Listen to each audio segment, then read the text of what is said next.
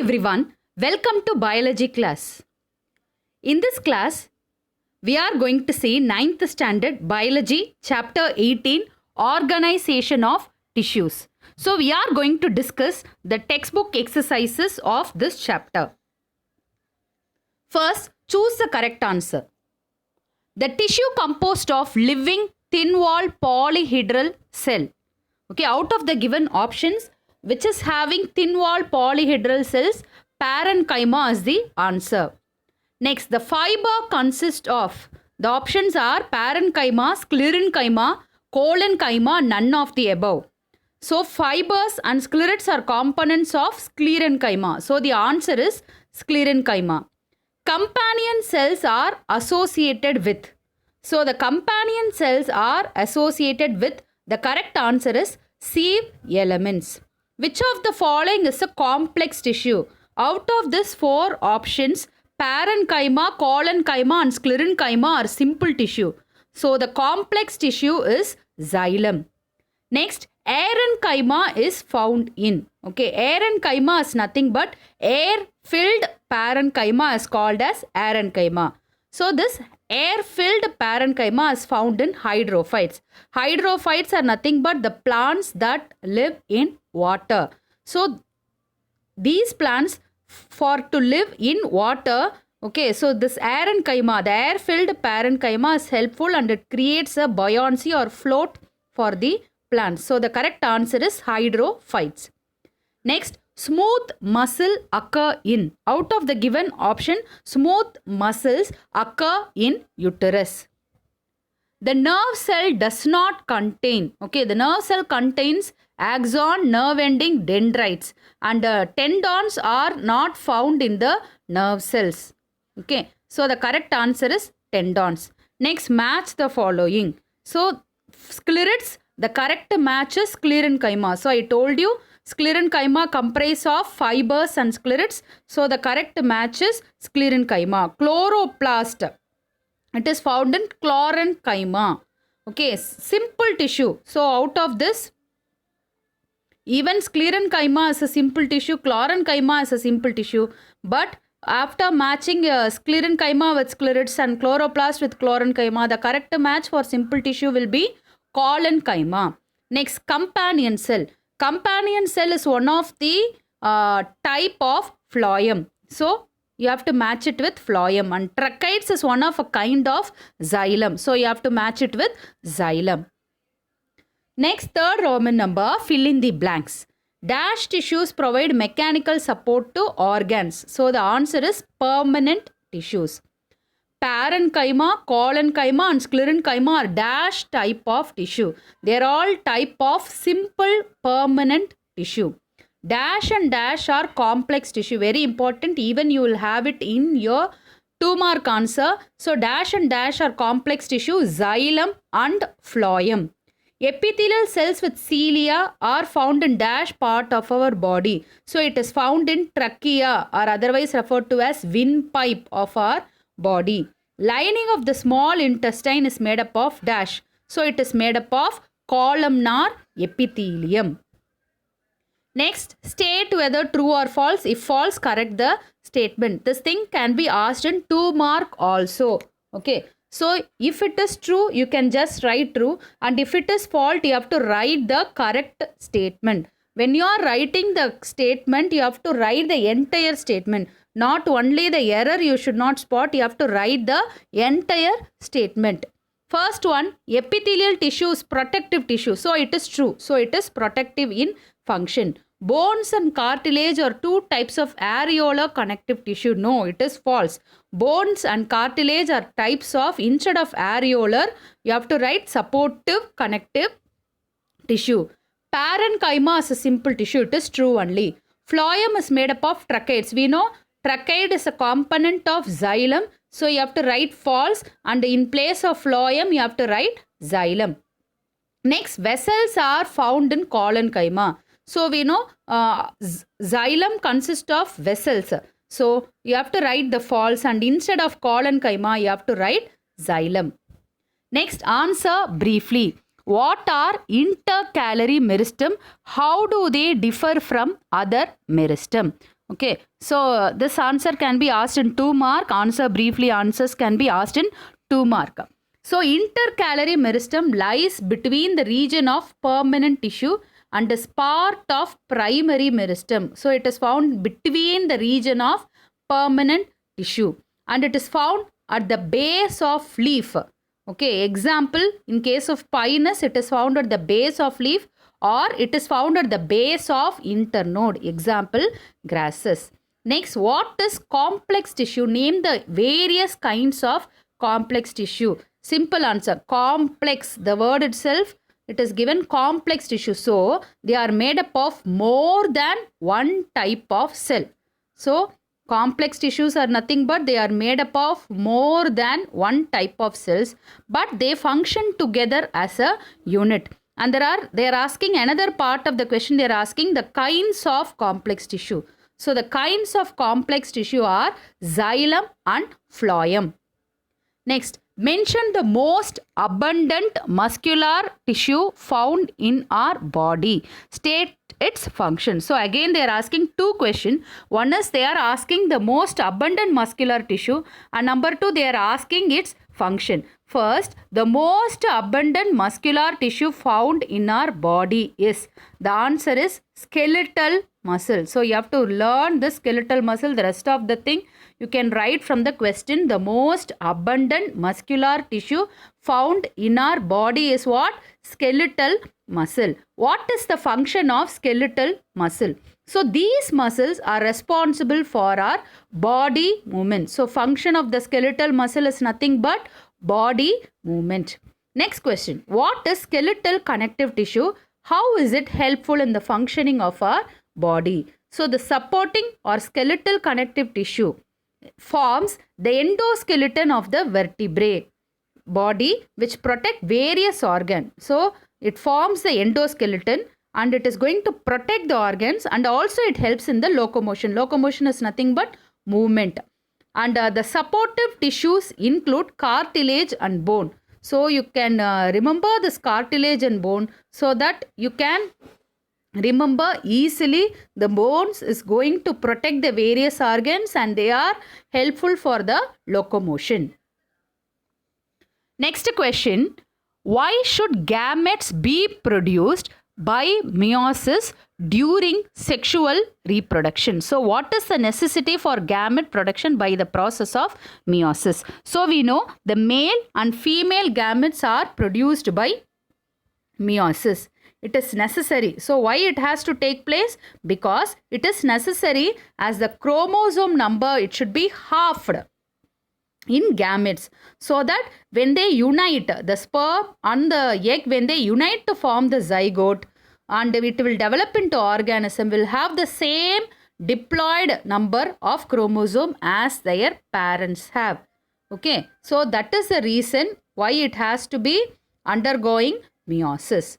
And in which stage of mitosis the chromosome align in an equatorial plate? For this, the answer is just you have to remember metaphase stage. Okay, what is the answer? Metaphase stage. So, in which stage of mitosis the chromosome align in an equatorial plate? So, you can write from the question itself, the chromosome align in an equatorial plate. And what is the name of the stage? Metaphase stage of mitosis.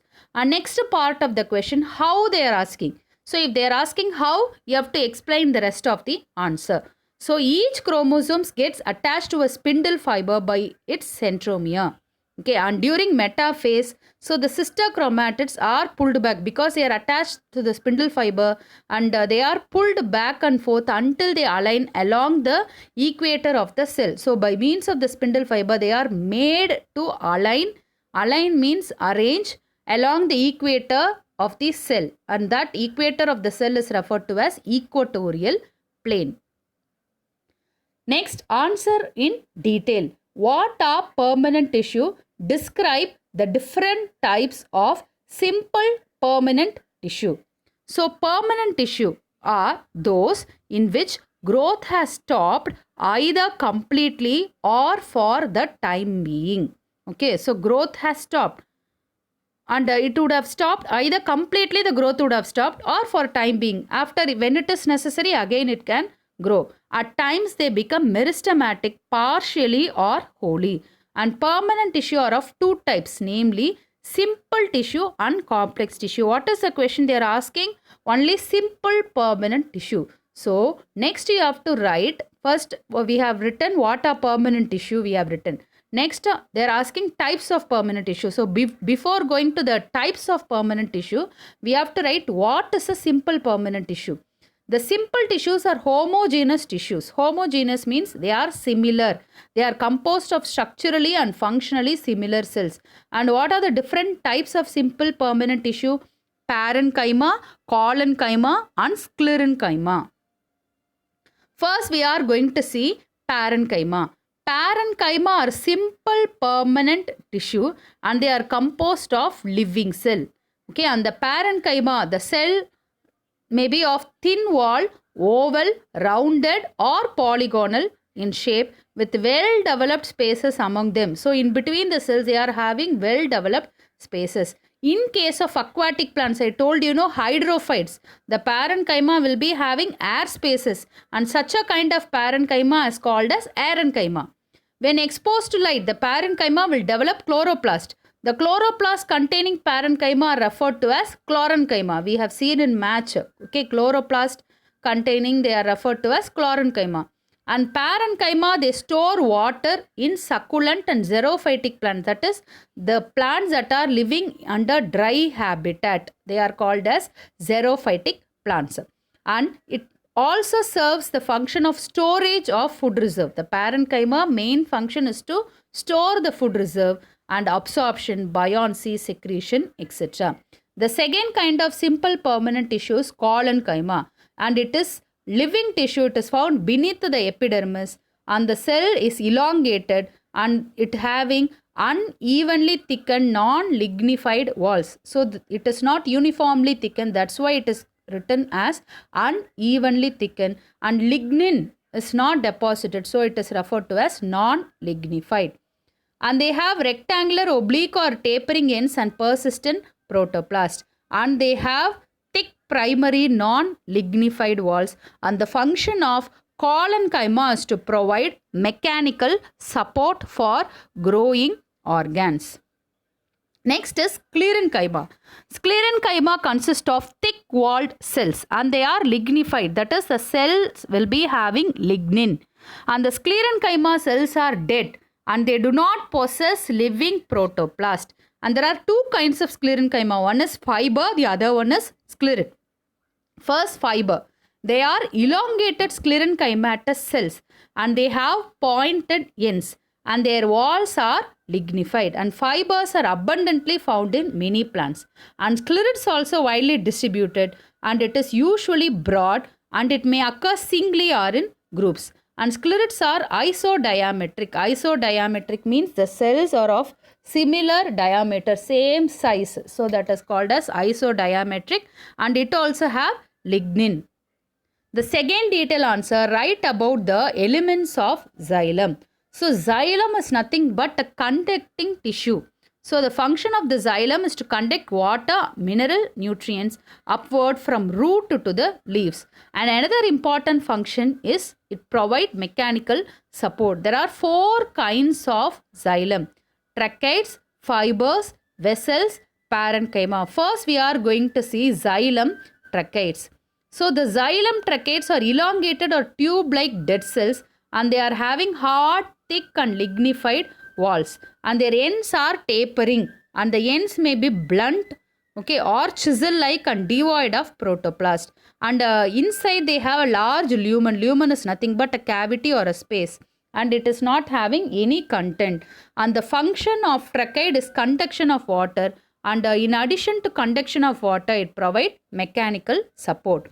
The next kind of xylem is xylem fiber. They are elongated, they are lignified and pointed at both the ends, and its function is to give mechanical support. Next, xylem vessels. They are long, cylindrical, tube-like structure with lignified walls and wide central lumen. They are also dead cells and they do not also have any protoplast. They are arranged in longitudinal series Okay, and they are perforated. Perforated means they have holes. So the entire structure will look like a water pipe, and the main function of vessel is transportation of water. In addition to that, it also provides mechanical strength. The last kind of xylem is xylem parenchyma. They are living thin wall cells, and the main function is storage of starch and fatty substances. Next, very important detail answer. List out the differences between mitosis and meiosis. Very, very important. And many times the students, they will be changing the heading even though they are writing the same answer. In the exam, if it is asked meiosis and mitosis, they will write the heading meiosis and mitosis and they will write the same point. So the answer will go wrong. So listen carefully. So mitosis and meiosis, or meiosis and mitosis, whatever they are asking, you follow the same thing as the heading mitosis, meiosis. Okay. So first point, mitosis. This is a kind of cell division which is occurring in somatic cells. Somatic cells is nothing but body cells. And meiosis is a cell division which occur in the reproductive cell. Reproductive cells are nothing but sex cells. Okay, sperm, egg. So it will take place only in the reproductive cells. And mitosis, since it takes place in the body cells and the function, it is involved in growth, and this division will occur continuously throughout our life. But whereas meiosis, since it occurs in reproductive cells, only during the gamete formation this meiosis will take place. That is, it takes place only during the reproductively active age. Mitosis consists of single division, but meiosis consists of two division, meiosis 1, meiosis 2. In mitosis, two diploid daughter cells are formed. Diploid means 2n number. Okay, so two daughter cells are formed. Here in meiosis, 4 haploid daughter cells are formed. Haploid means n number of chromosome. Diploid means 2n number of chromosome. So the chromosomal number in the daughter cell is similar to that of the parent cell. So the parent cell will be having 2n number of chromosome. Same way the daughter cell will also be having 2n number of chromosome. Whereas in meiosis, the chromosome in the daughter cell is just half of the parent cell. That is, if the parent cell is having 2n, the daughter cell will be having just n. And in case of mitosis, identical daughter cells are formed. Whereas in meiosis, the daughter cells are not similar. Okay, even you can write the daughter cells are not identical. Okay, these are the differences between mitosis and meiosis.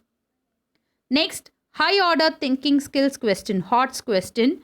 First one, what is the consequence that occur if all the blood platelets are removed from the body? What will happen if all the blood platelets are removed from the blood? The clotting of blood will not take place because the function of the platelets is blood clotting. So if platelets are not there, clotting of blood will not take place whenever there is an injury. So blood loss will take place, and if it happens in case of extreme cases, due to the blood loss, even it can lead to the death of the person. Which are not true cells in the blood? Why? Okay, the answer is platelets are not true cells in the blood because it do not contain any nucleus and are just merely circulating fragment of cells. Okay, and platelets platelets are commonly used for blood clotting mechanism. Okay, so that's it.